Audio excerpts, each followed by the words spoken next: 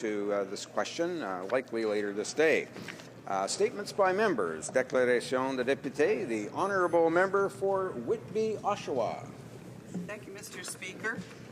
This week, Bell ran another successful Let's Talk campaign to raise money and awareness for mental health. Mr. Speaker, during this campaign, I was reminded of the veterans who have fought and sacrificed for this country and those who suffer from a mental illness. Our veterans need to have easily accessible facilities where they can go and talk to qualified professionals about mental health. Our Conservative government supports the existing 17 and the soon-to-be 8 additional mental health clinics across Canada. Our government has also partnered with the True Patriot Love Foundation, who have now given the largest single philanthropic donation to mental health research in Canadian history. Mr. Speaker, when we talk of mental health, I call on all members of this House to please remember and support our veterans. The Honourable Member for Saint-Lambert. On Saturday, a resident of the Jazz Residence for Senior Citizens threw herself off the 9th floor of her building. This gesture of despair shocked all the City of Longueuil and all of the citizens in my riding. On the eve of National Suicide Prevention Week, this terrible event reveals the scope of this tragedy among seniors. Every year in Canada, 150 seniors who are isolated and abandoned with no resources kill themselves. This situation is urgent and getting worse. In my riding alone, the number of seniors will increase by 80% over the next 10 years. Community organizations in my riding, such as Action Service aux Proches Aidants or Les Petits Frères, do excellent work, but they have been abandoned by the federal government. But the NDP is there for them. That is why we are the only party that has proposed a consistent national strategy for aging. Aging and dignity is a right for everyone. Let us act now. Thank you, Mr. Speaker. Honourable member for Kootenay, Columbia. Mr. Speaker, when I think of veterans, I often reminded of many of the elderly men and women who march proudly in Remembrance Days in my riding of Kootenay, Columbia. Many of our veterans now include young men and women who also have sacrificed for our country. The age of a veteran now spans from 19 to 100, with the majority being younger. That's why, Mr. Speaker, our government has cut red tape and worked to accommodate our younger veterans by making access to many of the Veterans Affairs benefits easier. We've moved to digitize veterans' medical records. We've sped up adjudication and access to benefits. We've launched the MyVac account, an online portal giving veterans more information than ever before. Mr. Speaker, these are some of the ways our government is cutting red tape. And under the current Minister of Veteran Affairs, we will continue to do so. Thank you, Mr. Speaker. Honourable member for Sydney, Victoria. Thank you, Mr. Speaker. I rise today to recognize the human rights work done by Archbishop Vincent Waterman from my riding. Mr. Waterman ministers at St. Philip's African Orthodox Church in Whitney Pier, which is the only African Orthodox church in Canada and is designated a provincial heritage property. He volunteers as a chaplain at the Royal Canadian Legion Branch 28, along with the Cape Breton Naval Veterans Association and countless other community organizations. Mr. Waterman's dedication to promoting human rights is truly an inspiration. In 1983, he came to Cape Breton to take over from his father-in-law, George Francis, who was the longest-serving rector at St. Philip's Church from 1940 to 1982. Mr. Waterman exemplifies a strong work ethic, and he has brought great pride not only to his family and friends, but also to Cape Breton at large. I ask my colleagues to join me in congratulating Archbishop Waterman on being awarded the Tom Miller Human Rights Award and thank for his many years in tireless service to our community. Thank you very much. Member for Northumberland, Quinte West. Mr. Speaker, I am pleased to rise and pay tribute to the hard work and sacrifice of our veterans. Our veterans have sacrificed and fought for our freedom, our democracy, and this great country. I think all of us in this House know a veteran. Mr. Speaker, under our Conservative government, we have worked to assist our veterans to make the transition from the Canadian Forces to Veterans Affairs Canada easier. Among the many initiatives our government has done is to hire more staff to help transfer medical files quicker and more efficiently from National Defence to Veterans Affairs. We have significantly reduced the number of pages on the application forms, thus reducing red tape. And through 8 successive budgets, our government has earmarked over $5 billion in new funding to improve the benefits and services we provide to our veterans and their families. Mr. Speaker, we listen to veterans and we deliver results.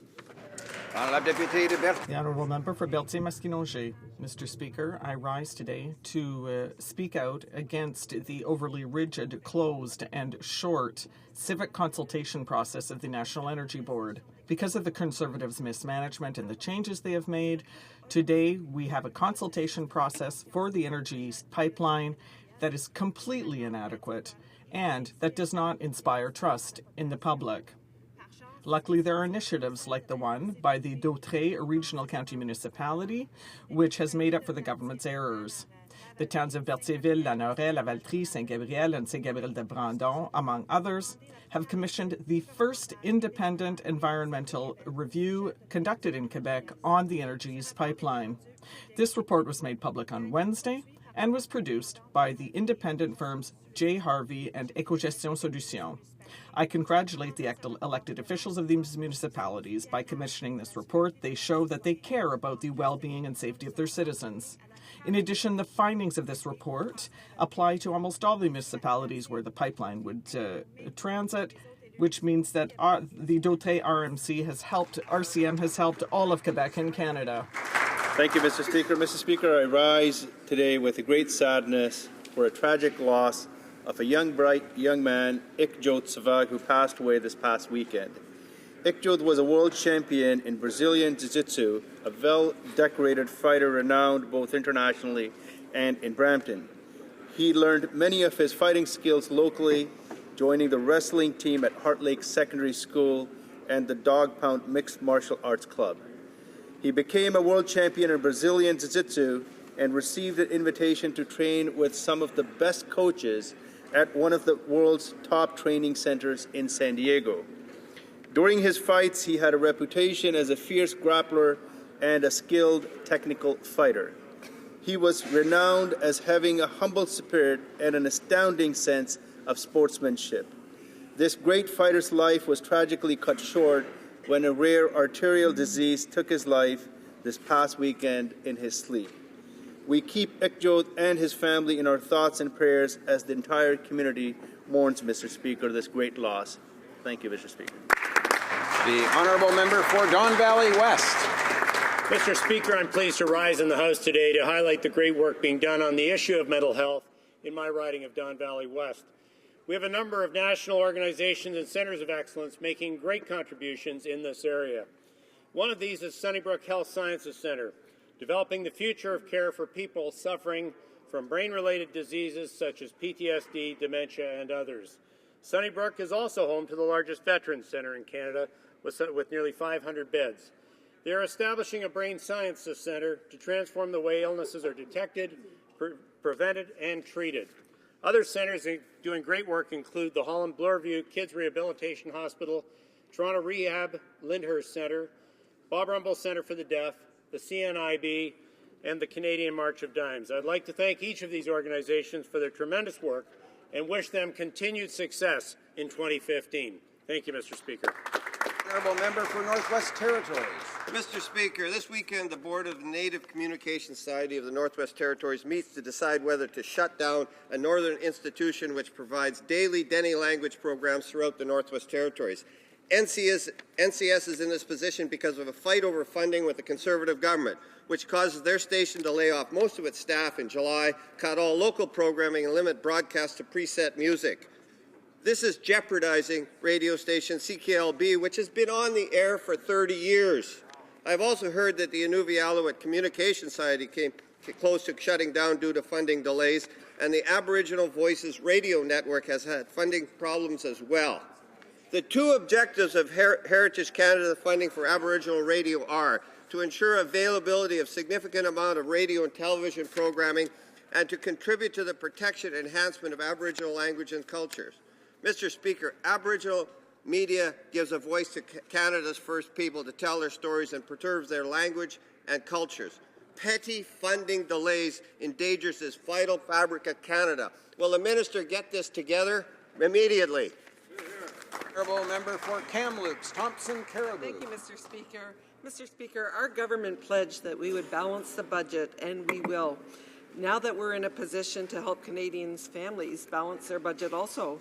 And that's why our family tax plan will give 100% of families with kids an average of more than $1,100 per year to spend on their priorities. Outstanding. Partnered with the expansion of the universal childcare benefit, families in British Columbia and across Canada will receive nearly $2,000 per year for every child under the age of 6, wow, and $720 per year for every child between the age of 6 and 17. They'll love it. The Liberals and the NDP have said they will take this money away from mums and dads to pay for expensive and burdensome programs through big government instead. Mr. Speaker, we cannot let this happen. The Liberal leader seems content to push a typical Liberal tax and spend agenda at the expense of Canadian families. Terrible. Only our Conservative government can be trusted to keep the money where it belongs, in the parents' pockets. Thank Absolutely. you. Member for Nanaimo, Cowichan. Mr. Speaker, February 2nd will be the 10th anniversary of the death of Jordan River Anderson. Jordan never got to live in a family home, spending his whole life in hospital because governments couldn't agree on who should pay for his care. His story inspired Jordan's principle, the simple idea that when a First Nations child needs services, the government will provide them as needed and figure out who should pay for them later. In the 10 years since his death, this House voted unanimously to support Jordan's principle. We all agreed that the most vulnerable children should not be left waiting while someone argues over the bill. But implementation proves elusive. Policy decisions by this government have narrowed the principle until only a few circumstances qualify. In April 2013, the federal court decision found the federal government narrowing Jordan's principle to apply only to children with complex medical needs and multiple service providers to be unlawful. Internal federal documents show children on reserve continue to be routinely denied or delayed receipt of vital health, education, and social services available to all other children. When will the federal government ensure Jordan's principle applies to all First Nations children and all government services? Honourable member for Saskatoon, Wanuskewin. Mr. Speaker, I was shocked to hear that the Liberal member for York West said that it was our Conservative government's strong stand against this barbaric, self-proclaimed terrorist caliphate known as ISIL that has increased the threat of terrorist attacks in Canada. Mr. Speaker, ISIL has been threatening Canada and other Western countries well before the campaign against them began. We must work with our allies to stop this terrorist threat. Mr. Speaker, it's time to stop trying to justify violent terrorism. Yesterday, the Liberal leader had an opportunity to denounce these comments from his own MPs, but he stood by them. Mr. Speaker, violent jihadists oppose everything about our society and our values. They hate pluralism, tolerance, and the freedom of others. We should condemn it instead of trying to justify it. Honourable member for Markham, Unionville. Mr. Speaker, on December 16th, 132 Pakistani school children were massacred by the Taliban and many more were injured. Of course, we all condemn this act unreservedly. Mr. Speaker, Khalid Usman, Chair of Canadians of Pakistani origin, has been working with the Mayor of Markham and other community leaders to arrange vigils for the victims of this terrible crime. However, there is more that could be done. Many of these young victims have been left terribly disfigured by this attack and are unable to afford the cosmetic surgery they so desperately need. Mr. Usman and the Pakistani Canadian community want to bring some of the children to Canada for treatment. The Pakistani community in Canada is currently raising funds to help pay for these procedures and travel to Canada. However, consistent with Canada's humanitarian traditions, the federal government can help by ensuring that these families get their visas in a timely manner and should also consider further assistance. Good one. The honourable member for Oak Ridges, Markham. Mr. Speaker, while Canada's economy is better than many, we are still on the road to recovery. Yesterday, the Liberal leader was with the Premier of Ontario, who is a staunch supporter of the implementation of a carbon tax. Now, it's no surprise considering the Liberal leader has expressed his support in the past for a carbon tax. Mr. Speaker, this type of fiscal irresponsibility would raise the cost of everything and would hike taxes on all Canadian families. True. Introducing a carbon tax would be detrimental on the road to economic recovery. Our government believes in the importance of a strong economy and refuses to weigh it down with another tax on Canadian families. Bringing in a job-killing carbon tax is reckless. Mr. Speaker, our Conservative government is lowering taxes for all Canadian families. We will never punish Canadians with a job-killing carbon tax. Hear, hear. Hear, hear. The Honourable Member for Victoria. Moderate. The Honourable Member for Victoria. Yesterday, when the NDP asked about 400,000 Canadians losing their jobs because the Conservatives failed the manufacturing sector, the member for Port Moody rose in his place and denied it was true. No. He has an entire department to help him, and yet the Minister of Industry never even bothered to check his facts. He used an inaccurate media story to mislead people about the number of manufacturing jobs lost under the Conservatives' watch. After noticing his mistake, the journalist who wrote the story graciously corrected it. He offered an apology. Not so for the Conservative minister. He has yet to apologize for his Twitter tirade based on make-believe numbers. Mr. Speaker, Canadians deserve better than an industry minister telling 400,000 out-of-work Canadians they don't exist. They deserve a government led by the leader of the NDP, an honest government ready to take concrete steps to kickstart manufacturing and get Canadians back to work. The Honourable Member for Southcote Interlake. Mr. Speaker, yesterday the Liberal member for York West suggested that if ISIL is coming here, it's because the Prime Minister put us in that position. Let's be clear. It is the terrorist jihadists of ISIL who have declared war on Canada and our allies, not the other way around. The terrorist attacks which took the lives of 2 of our armed forces members are definitive proof that our nation is at risk and we must defend ourselves. This is precisely why we are not standing on the sidelines and letting others do the heavy lifting. That may be the Liberal way, but it's not the Canadian way. When asked about his colleagues' suggestions that Canada could be attacked again, it will be because we asked for it. The Liberal leader had no answer. All he could say was, I'm not going to get into a discussion of tactics and perspectives. The Liberal leader has proven that he has neither the resolve nor the determination to stand up to this threat. Thankfully, Canadians can count on our Prime Minister and our government to keep them safe. Question oral. Oral questions. The Honourable Member for Vancouver East. Are gathering a stone's throw from Parliament Hill to discuss the most pressing issues facing our country. They'll discuss critical issues like how to tackle the infrastructure deficit that's left communities with gridlock and crumbling roads and bridges. Premiers will talk about inadequate water supplies and the affordable housing crisis. But the Prime Minister stubbornly refuses to come to the table. How can the Conservatives justify that their response to these challenges is simply not showing up? The Honourable Parliament Secretary to the Minister of Infrastructure and Communities. Thank you very much, Mr. Speaker. In actual fact, this Conservative government is making record investments in infrastructure, Mr. Speaker.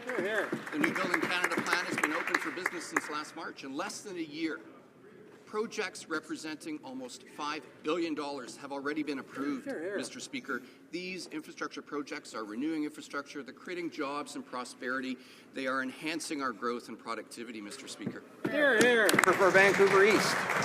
Give us an answer as to why the Prime Minister is refusing to show up.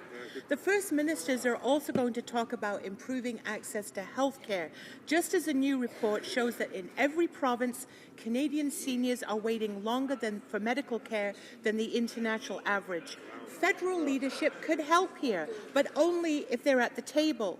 Why are the Conservatives refusing to engage the Premiers on the critical issue of timely access to health care? Parliament Secretary to the Minister of Health. Mr. Speaker, transfers to the provinces for health care will reach a record high of $40 billion by the end of the decade. Our government has invested to reduce waiting times for all Canadians. When it comes to things like radiation treatment, we're on target and meeting those wait times at 97%. Mr. Speaker, we've also recruited additional physicians, and there are more physicians per capita now than ever in Canadian history. We've also made sure that we're recruiting physicians into Northern and outlying communities by coming up with creative solutions like waiving tuition and so on. Mr. Speaker, we're taking concrete action. Honourable Member for Vancouver East. Well, Mr. Speaker, the government is still not responding to the question why the Prime Minister is refusing to show up at the meetings with the Premiers. Now, the Premiers will also be discussing the latest case of the government quietly downloading costs onto the provinces. The Conservatives' decision to slash disaster assistance funding was made with no consultation and will leave the provinces responsible for paying almost 3 times more. So why have the Conservatives refused to work with the provinces on disaster relief? Why are they leaving Canadian communities without federal help in times of crisis? The Honourable Parliament Secretary to the Minister of Public Safety. Thank you, Mr. Speaker. While the provinces and territories are responsible for disaster maintenance, our Conservative government will continue to support them by paying up to 90% of the response and recovery costs of significant natural disasters. The reality is, Mr. Speaker, is that this program has not been indexed to inflation since the 1970s. Our government is making a modest adjustment to ensure that costs are balanced fairly across Canada, with the federal government still covering up to 90% of most of these disasters. Thank you. La députée de Saint-Lambert. The Honourable Member for Saint-Lambert. The provincial premiers are meeting today in Ottawa to talk about the economic crisis affecting the country and the unstable employment market. The need to reinvest in our infrastructure and health are also on the agenda. And the federal government has an important role to play in this area. The federal government, which unilaterally cut $34 billion in transfer to the provinces. Why is the Prime Minister boycotting the work of the Council of the Federation when such important issues for Canadians are being addressed? The Honourable Parliamentary Secretary. Mr. Speaker, as you know, Mr. Speaker, as I said yesterday, the Prime Minister has held over 300 meetings and calls with our provincial partners, Mr. Speaker, the members of this Cabinet, and the members of Parliament on this side of the House frequently meet with our counterparts, Mr. Speaker. I know that the GTA caucus, for instance, just met with the Mayor of Toronto. We're continuing to increase investments and transfers to the provincial partners, Mr. Speaker, unlike the Liberals, and we're doing that while balancing the budget and cutting taxes for Canadian families, Mr. Speaker. That's the right direction to go, and we'll continue on that path. Député de Saint-Lambert. The Honourable Member for Saint-Lambert. Mr. Speaker, running away from one's responsibilities isn't leadership. Now, in talking about leadership, our leader this week put forth a credible and responsible plan to kickstart employment in the manufacturing sector and for small and medium-sized businesses. 400,000 jobs have been lost in this sector. That can't continue. Our plan includes concrete solutions to stimulate innovation and to modernize corporations. What is the government waiting for to support manufacturers who are investing in research and development and who create good jobs? The Honourable Parliamentary Secretary. My colleague. I hear the member opposite talk about their plan. Their plan is a plan that we adopted in 2006 when we took power. We cut taxes for corporations. The NDP, for them, is seeing this as something new. Tax cuts for small businesses, new for them. What we're doing is reducing taxes for all entrepreneurs so that they have money in their pockets to invest. Entrepreneurs are the ones that are creating wealth and not government spending, Mr. Speaker. Honourable Member for Markham Unionville. Monsieur le Président. Mr. Speaker, the Conservatives are staking everything on high oil prices. Their estimates completely miss the boat. Nonetheless, they're preparing Canadians for further cuts.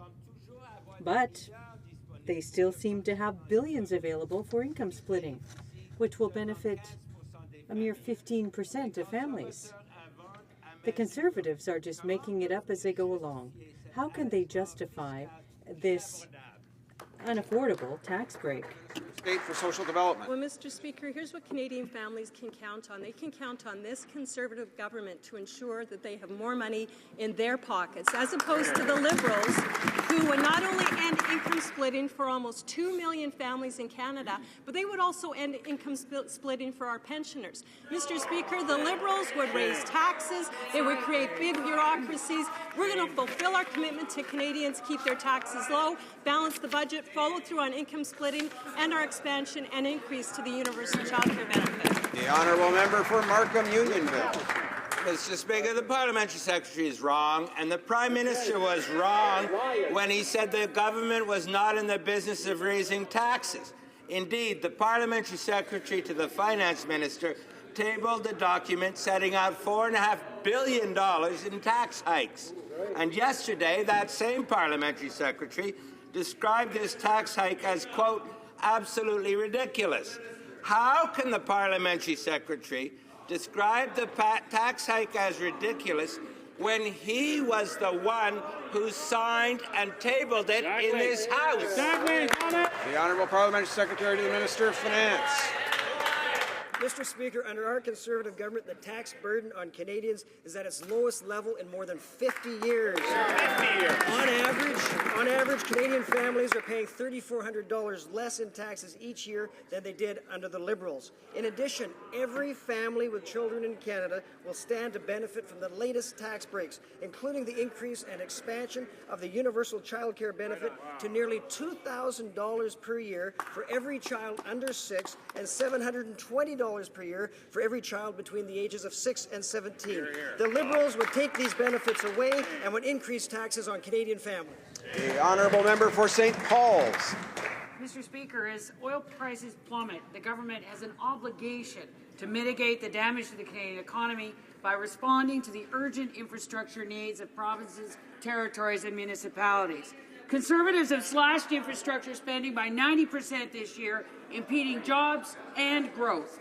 Will the Conservatives stop their cynical, backloaded promises and ensure that the badly needed infrastructure funds flow this year and actually do something that will drive jobs and growth? Parliamentary Secretary to the Minister of Infrastructure. Well, thank you, Mr. Speaker. That is absolutely incorrect. Municipalities and provinces in this country know that they have the strongest partner they've ever had with this Conservative government, Mr. Speaker. And this year we will balance the budget.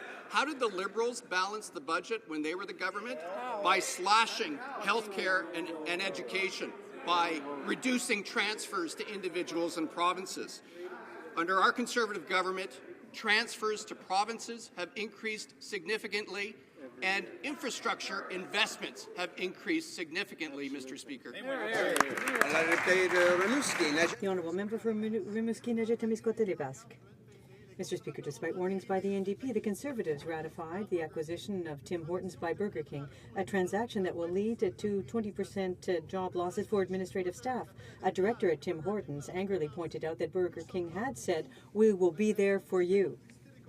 With the complicity of the Conservatives, 350 people have already lost their jobs. Employees feel betrayed. Instead of supporting job losses, what are the Conservatives going to do to take steps to create jobs? Honourable Minister of State. Mr. Speaker, the reality is different, Mr. Speaker, completely different, because we had a commitment from the company. It's a very clear commitment. The head office will be in Oakville, Ontario. They will increase the number of restaurants across the country, Mr. Speaker. And what does that do, Mr. Speaker? That creates more jobs for people in that sector.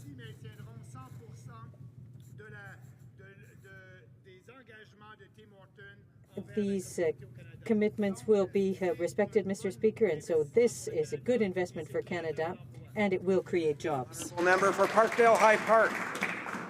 Suncor, Shell, Bombardier, Target, Mex, Jacob, Tim Hortons, et ce matin même. And now this morning, Jones, New York. Job losses everywhere in the thousands. A sign that things are really going poorly. Even CIBC has announced 500 layoffs.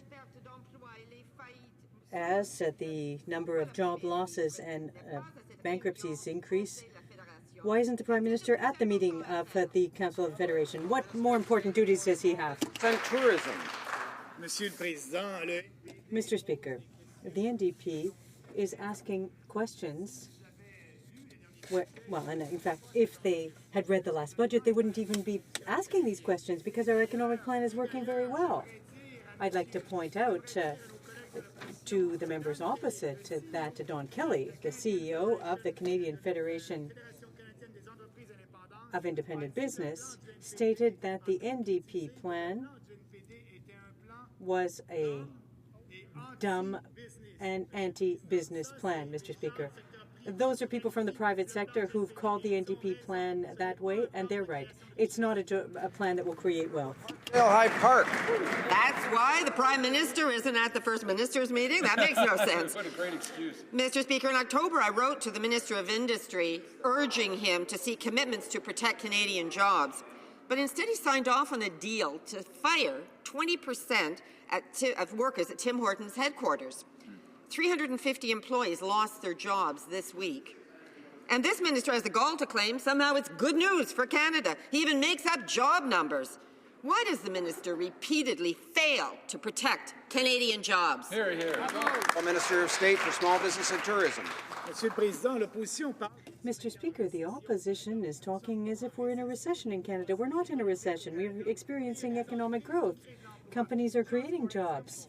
Ford is creating 1,000 new jobs and secured 2,000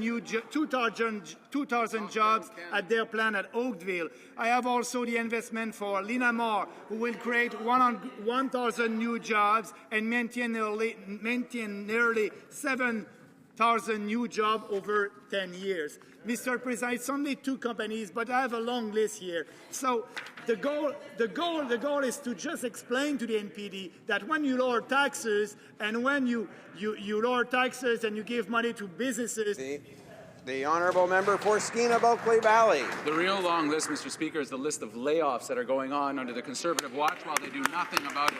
Now, I want to give the industry minister a chance to apologize for dismissing the 400,000 manufacturing jobs that disappeared under the Conservative watch. We have a jobs minister who relies on Kijiji. We have an industry minister that looks to magazines. And in the face of these tens of thousands of job losses, we have the spokesperson for the Prime Minister who says things are just spectacular. Is the finance minister going to whip out his old Kijiji board to put together the next budget to help Canadians out? The NDP leader offered concrete solutions to help the manufacturing sector, to help small businesses get Canadians back to work. When are the Conservatives going to wake up?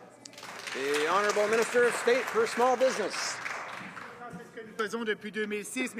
That's what we've been doing since 2006, Mr. Speaker, and I'd like to remind to the member opposite that the NDP voted against our proposals and the budget to help the manufacturing sector.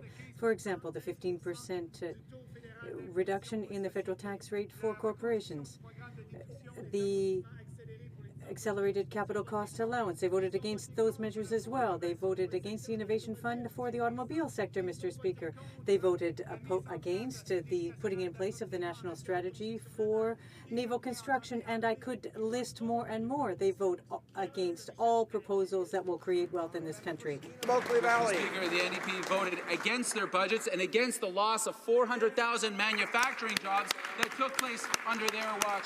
Now, you think the minister responsible for Canadian industry would actually know what's going on in, say, Canadian industry, but he doesn't. So let's help him out with some of the facts. Fact, jobs grew at almost half the rate of our population last year in Canada. Fact, youth unemployment is at twice the national average. And yes, fact, Canada lost 400,000 manufacturing jobs while Conservatives have been in power. Now, Conservatives don't have to open a magazine or click on Kijiji to know their plan is failing Canadians. When will this government stop lying about the facts, face up to reality, and present a budget that puts Canadians back to work?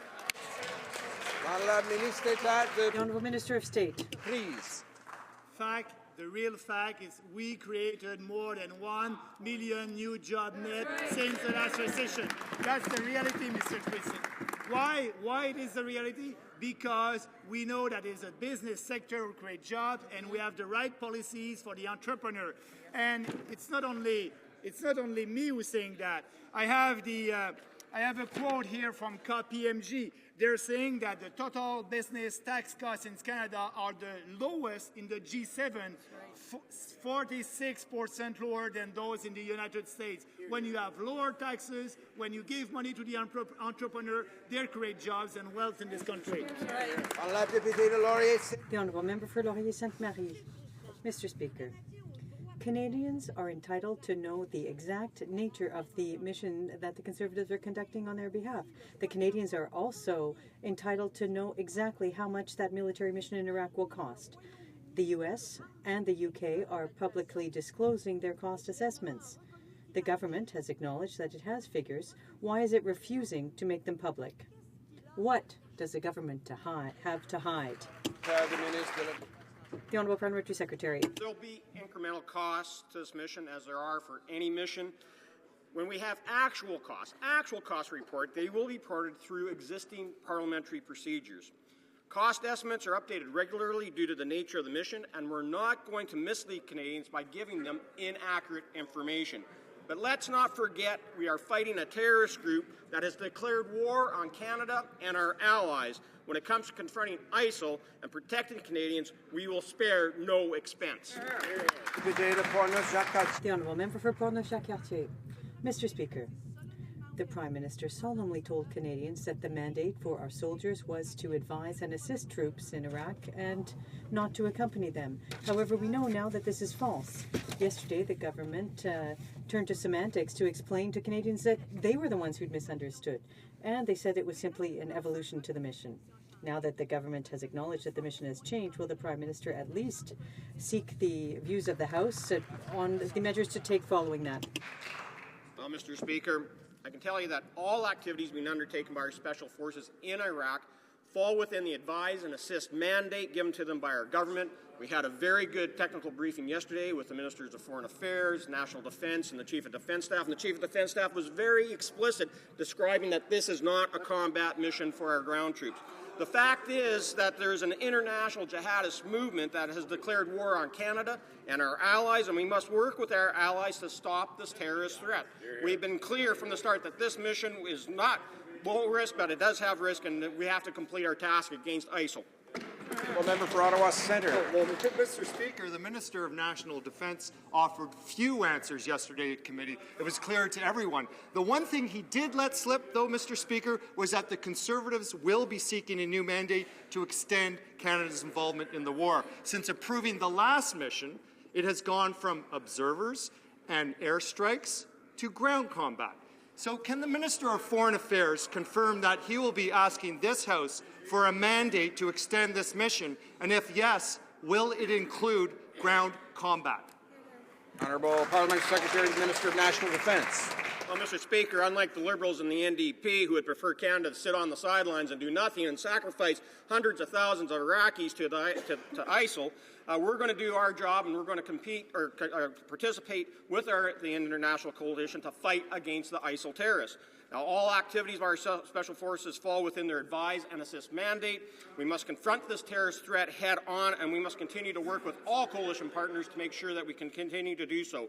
And we want to be clear, we have no problem with our special operation forces defending themselves and eliminating the targets.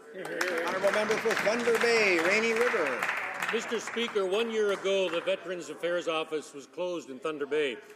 It was part of conservative cuts to services that have left veterans across the country struggling without the support they need. The new minister has refused to reopen these offices. The government, Mr. Speaker, has a legal and moral responsibility to help veterans. Will this minister do the right thing, reopen these offices, and start giving veterans the support and the respect they deserve? Parliamentary Secretary, the Minister of Veterans Affairs. Thank you very much, Mr. Speaker. And as this is my first time addressing the House as the Parliamentary Secretary for Veteran Affairs, I'd like to say what an honour it is to serve in this capacity. I joined the Canadian Armed Forces at the age of 17 and served for 20 years.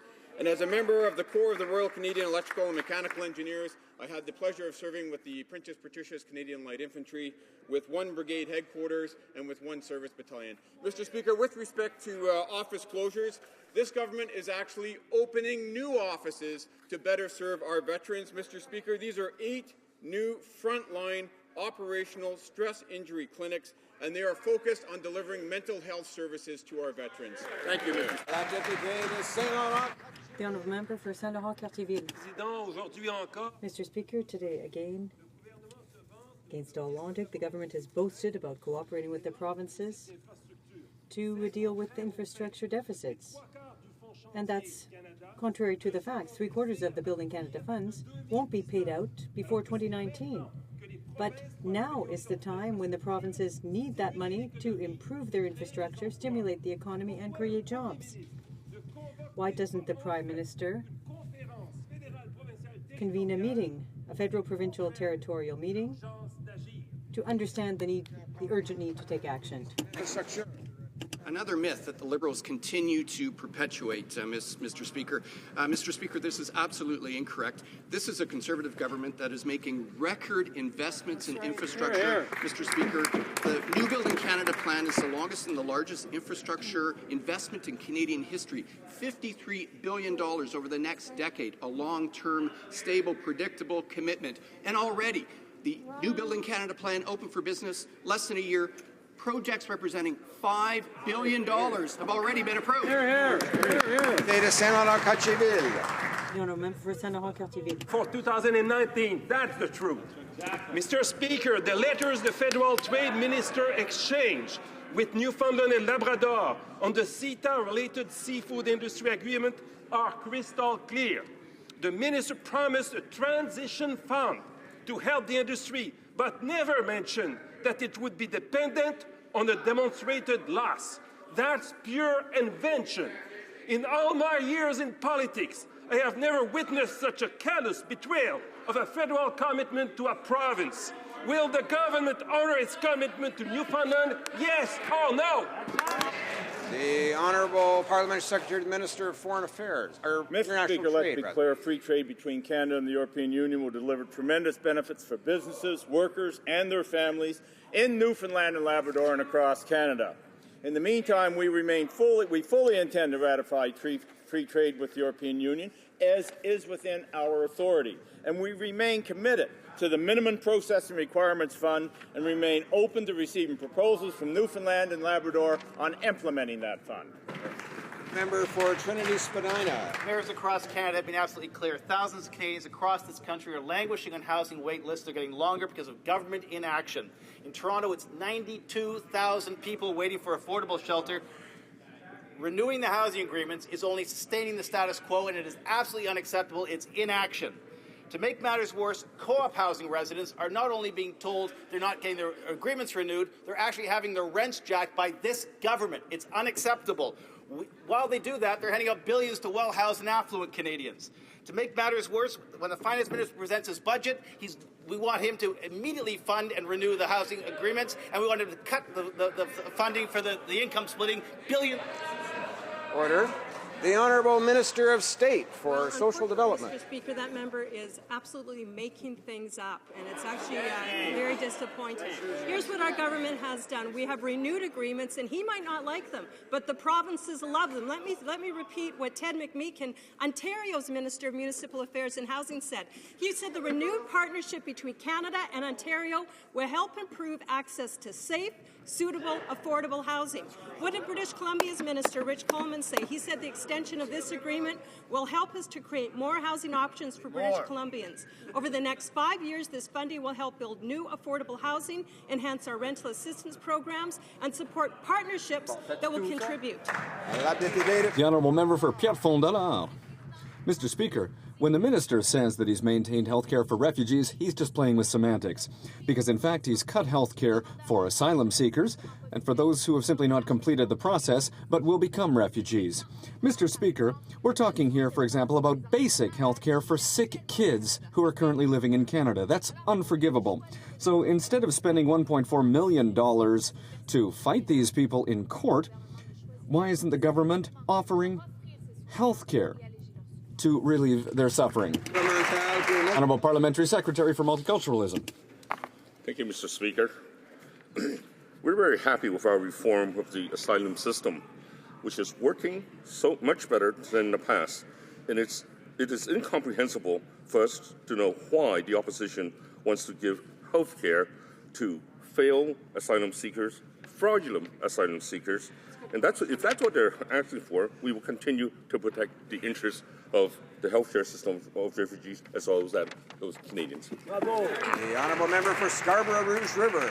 Mr. Speaker, it's because of this minister's policy, hospital admissions for refugee children doubled. Pregnant women went without health care. Diabetics had to live without basic medication. Yet the minister had the gall to stand in this House yesterday and falsely claim that he has done nothing but support the health of refugees. He has spent more than $1.4 million fighting to keep his repulsive policies.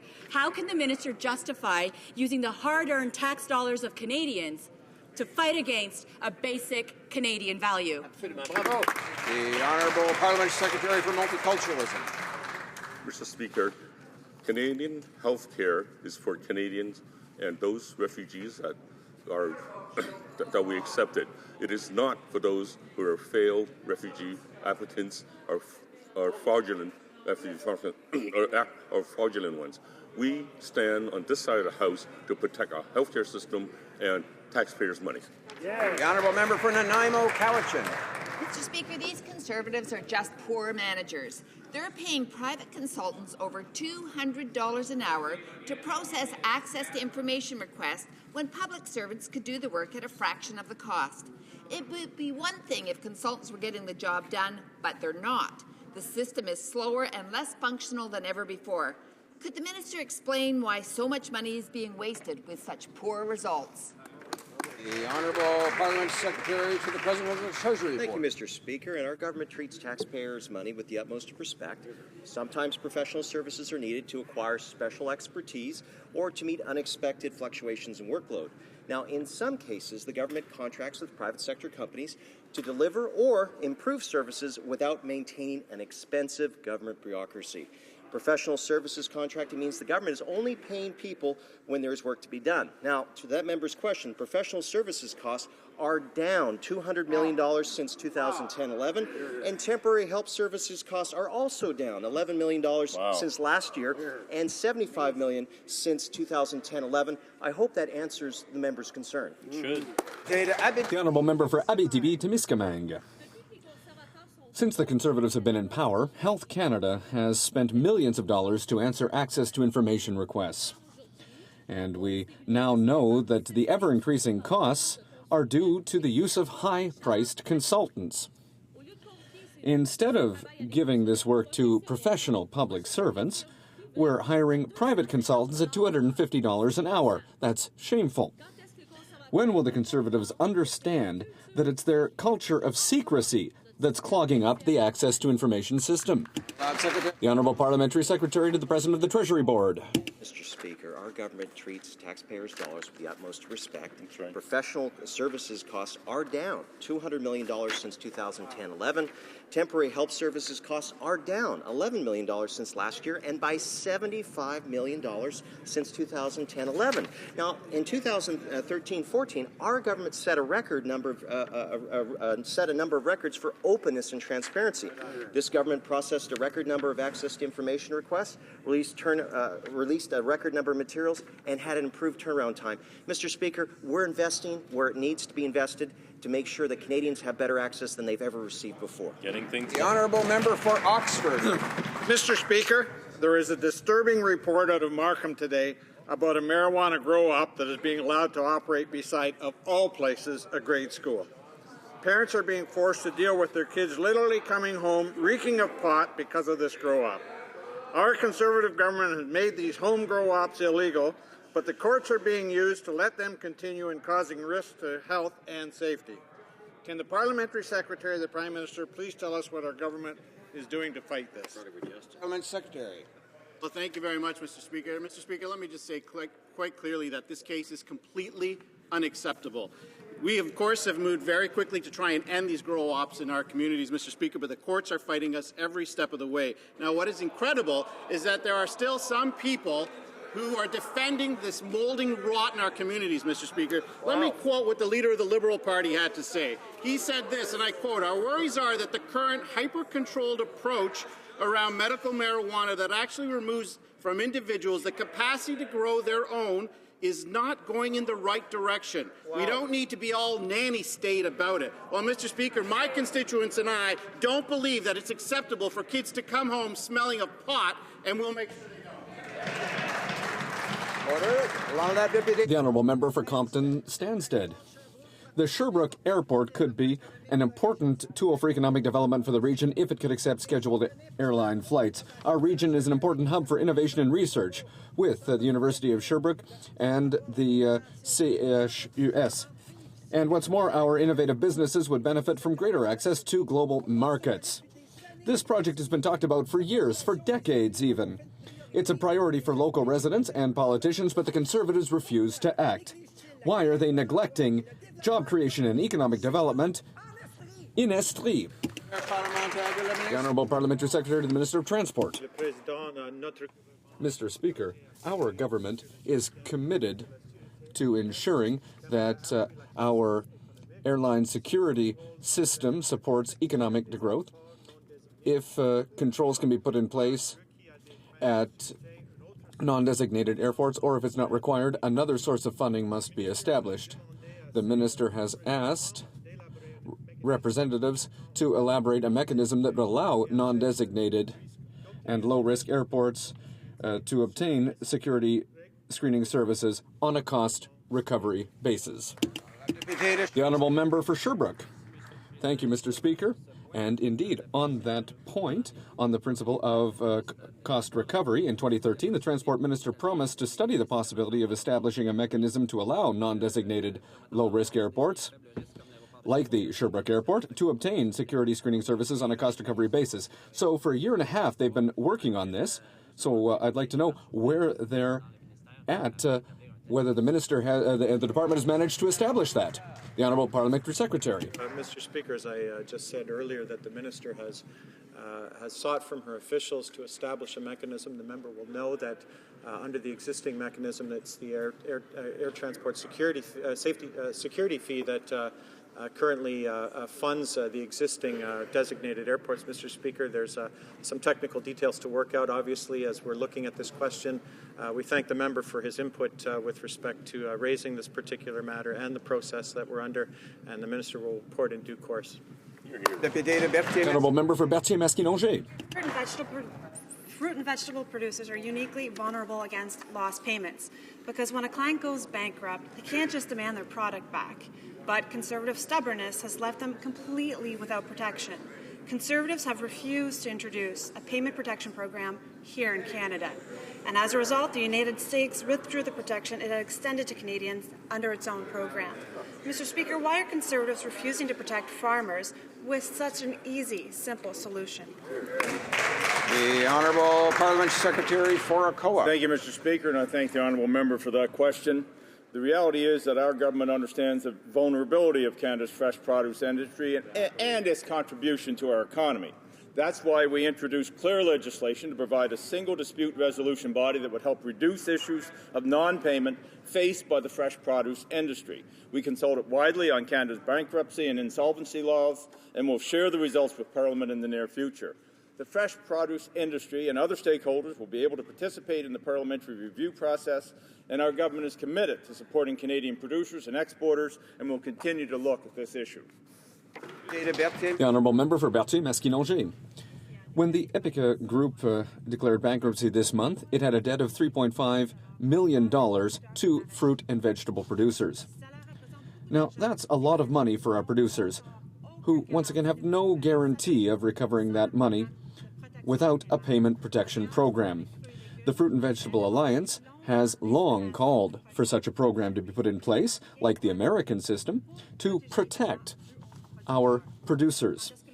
When will the government finally listen to producers and implement this simple, effective measure?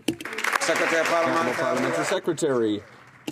Mr. Speaker, we are listening to producers, and as part of Canada's Economic Action Plan, we have brought in clear legislation to provide fresh produce sellers with a single dispute resolution body, a clear promise we made to our horticultural sector. These changes will allow industry to manage their own system of effective trading rules. And meanwhile, we'll continue to expand our markets for fresh fruit and vegetable growers beyond the USA to new markets such as Europe and Asia. I expect when we do that, we'll get full support from that member. Right. The Honourable Member for Scarborough-Guildwood. Thank you, Mr. Speaker. 5 years ago, the government set up a bogus corporate social responsibility office to deflect criticism of its own inaction. It was mandated to fail.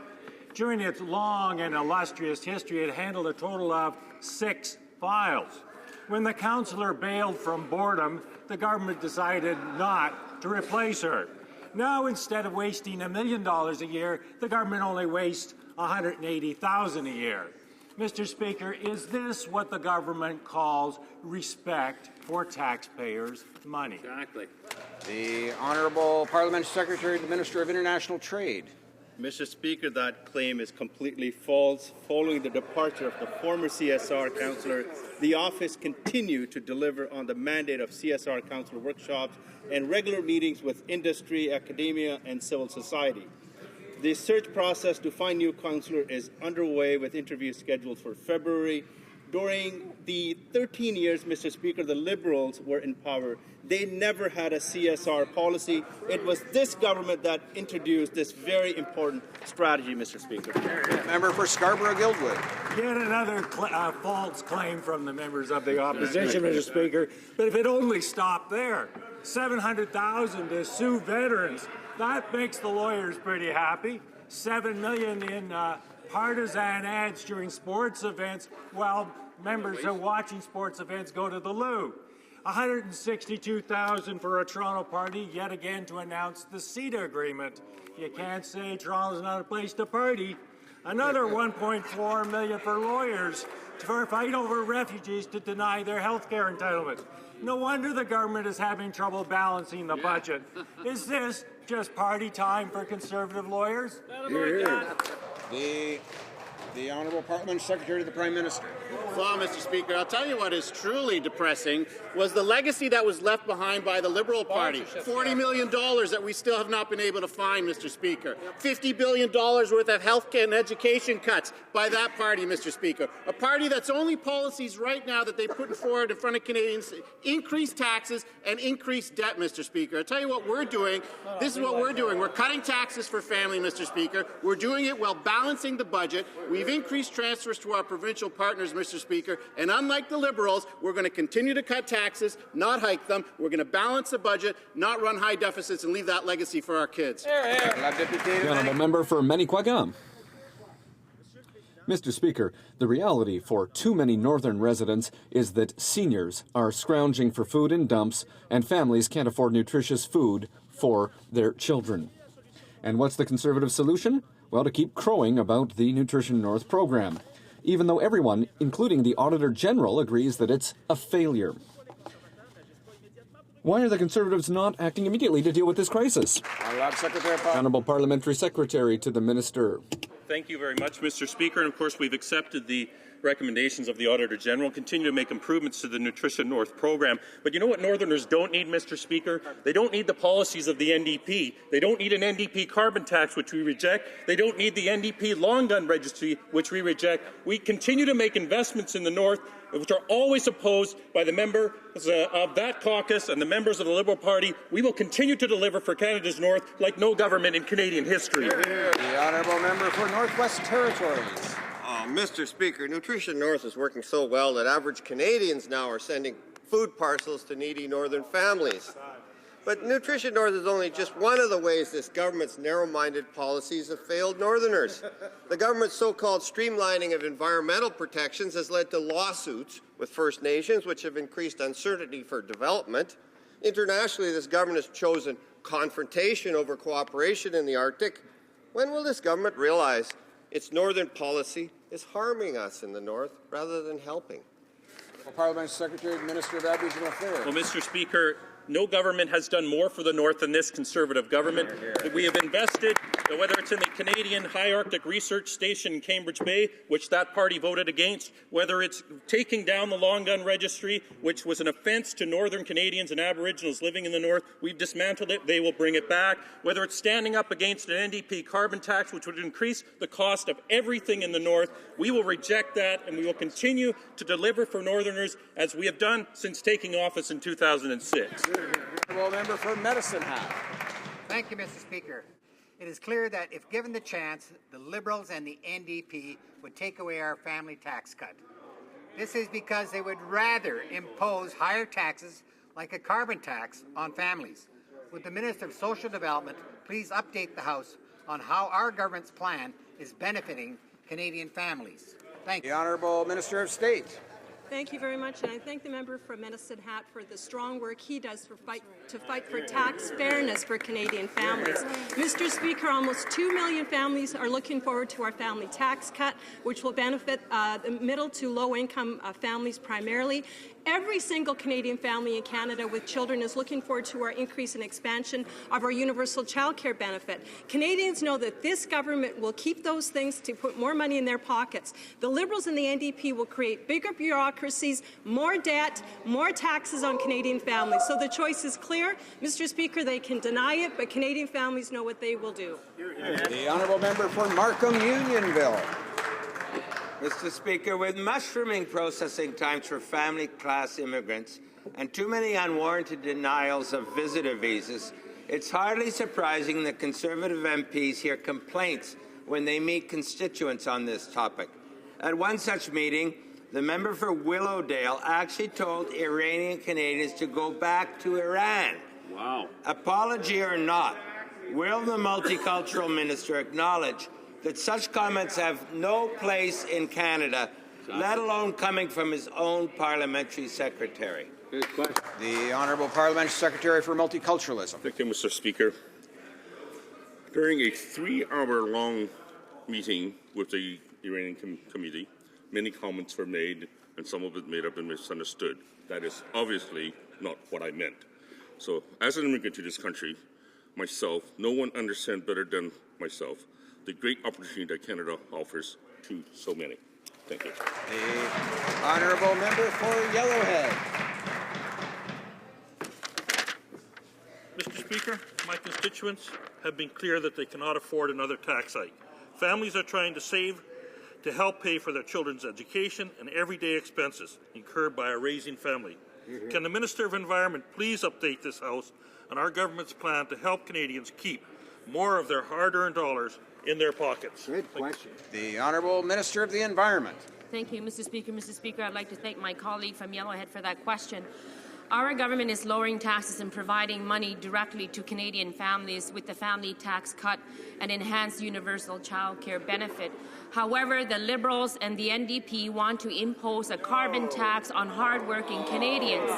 This tax would be very harmful to Northerners. It would raise the price of things like groceries and fuel, where the cost of living is already very high. I am proud to be part of a government that is standing up for Canada's North, and we will continue to do so by opposing the reckless job-killing carbon tax. The honourable member for Jonquière-Alma. Mr. Speaker, the federal government's disengagement from social and affordable housing is shameful. Organizations in my region are concerned about the end of federal aid for vulnerable families. At the Municipal Housing Office in Saguenay, the waiting list is getting longer. Will the government reinvest in social housing, or will the most vulnerable in our society again have to pay for this government's ideological budgets? The Honourable Minister of State for Social Development. Speaker, we have invested in affordable housing in a number of ways, including direct funding in previous governments, previous budgets, Mr. Speaker, to help renovate and retrofit social housing.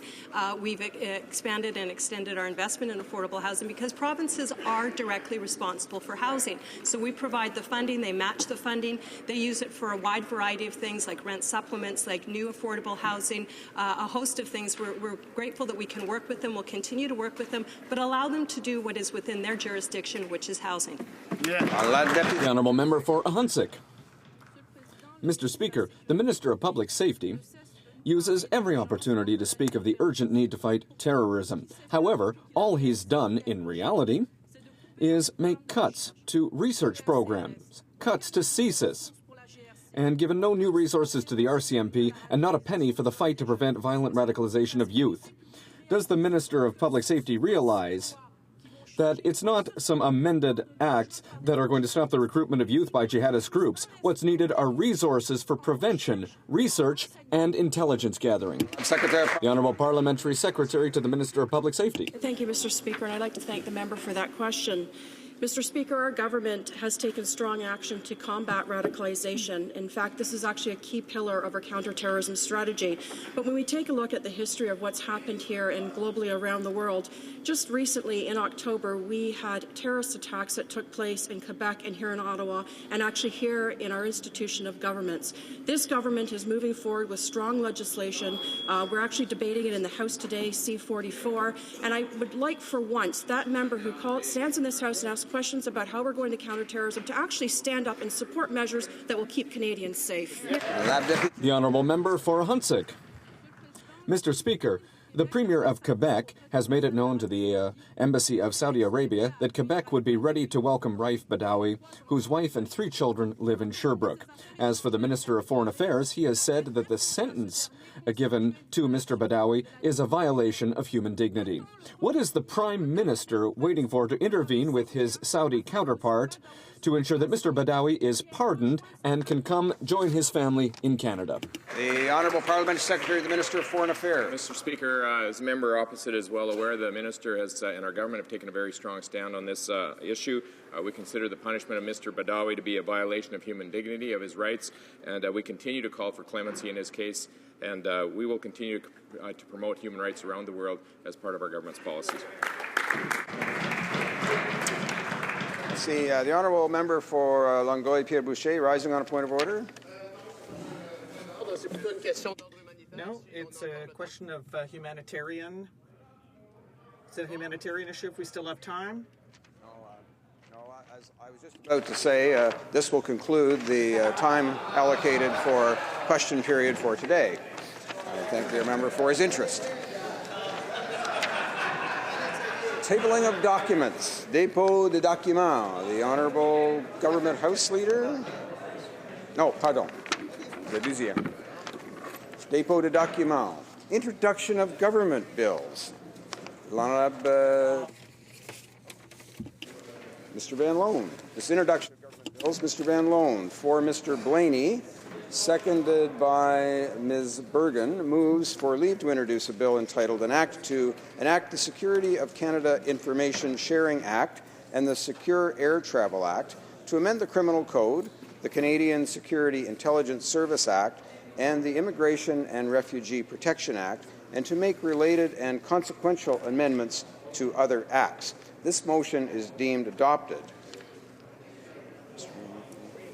Now, Mr. Van Loan for Mr. Blaney, seconded by Ms. Bergen, moves that the bill be now read a first time and be printed. This motion is deemed adopted. First reading this bill, première lecture de ce projet de loi. And when shall the bill be read a second time? At the next